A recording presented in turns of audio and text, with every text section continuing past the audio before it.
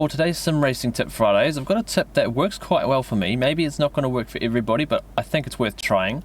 And that would be if you're struggling to find pace with a car, if you're struggling to be comfortable with a car that you want to be fast with. If this is the case, take a car that's even harder to drive, get used to that car and try to be comfortable with it, and then come back to the first car you were driving and you should be more comfortable with it.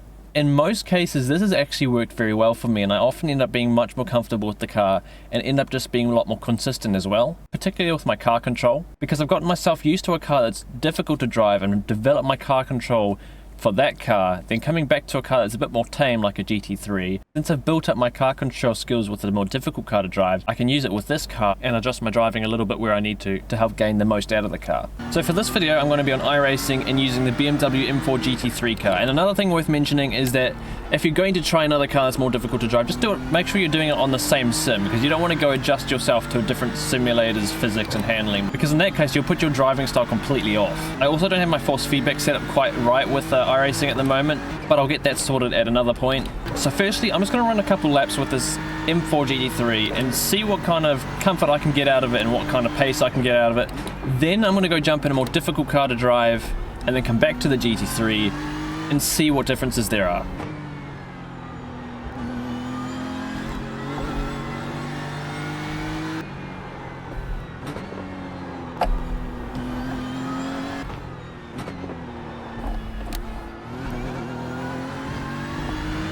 So I've been running a few laps here now. I'm at a stage where I'm getting quite comfortable with the car.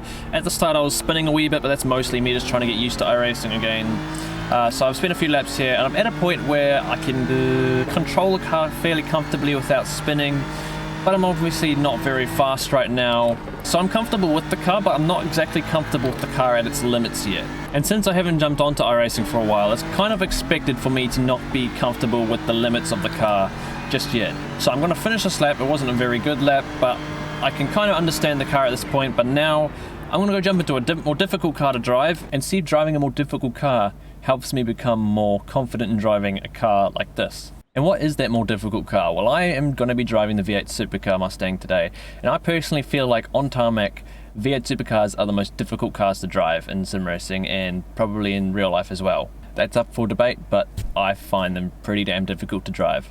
And I'm not saying that you have to go jump into a V8 Supercar if you want to try this method. You could go jump into something like a Porsche Cup car, or if you're trying to get used to a GT4 car, you could step into a GT3 car and then jump back into a GT4 car. It doesn't really matter as long as you're jumping into something that requires a little bit more car control.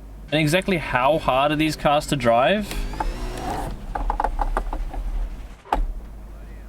Yeah, that's how hard they are to drive. And this car doesn't have ABS, so that makes it a little bit more likely to lock up, makes it more difficult to drive. And driving cars without ABS just teaches you to improve your braking skills a little bit more and improve your trail braking, which is useful even if you have a car with ABS. So this car obviously has tons of power and no traction control, so what I'm going to have to do is learn to behave with the throttle, be a little bit more gentle and control it a bit more. Obviously with GT3s you can hammer them a lot more because they have traction control and less power. So what I'm going to do now is I'm going to spend a few laps trying to get the handle of this car and become comfortable with it, and then I'll jump back to the GT3.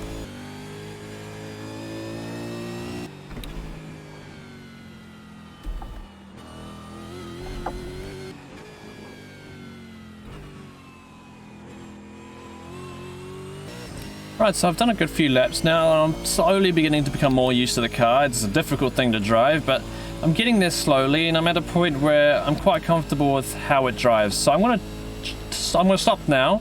I'm going to go back to the GT3 and see if I've become any more comfortable with it.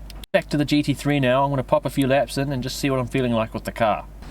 And already, this is my first hot lap with the car. I can already just feel a whole lot more comfortable with this thing because it's just a lot more stable in every way than that V8 Supercar was.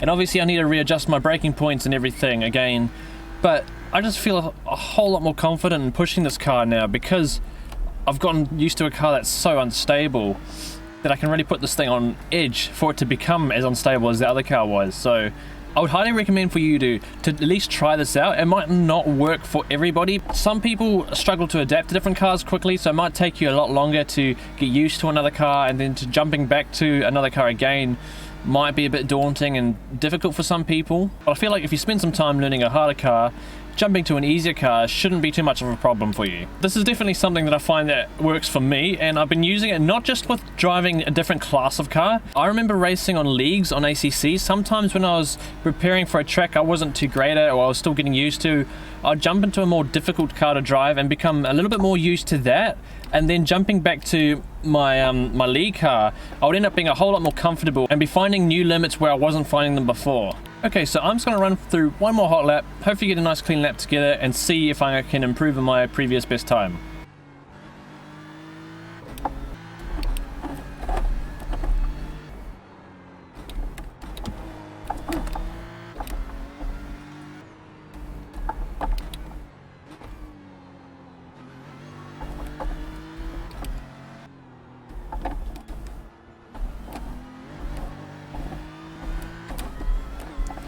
Oh, there's an off track, but I don't really care right now.